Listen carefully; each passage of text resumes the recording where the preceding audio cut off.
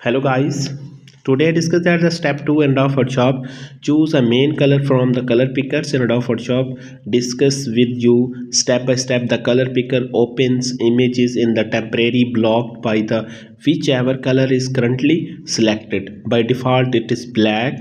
The selected color is color pickers blocks the images from view. In the color picker, choose the color you want to use. At this point we just need the hue and the main colors.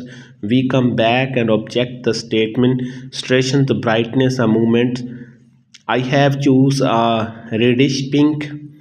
Click OK to close and color pickers, and now the new colors black images. I hope you like the video. Thanks for watching.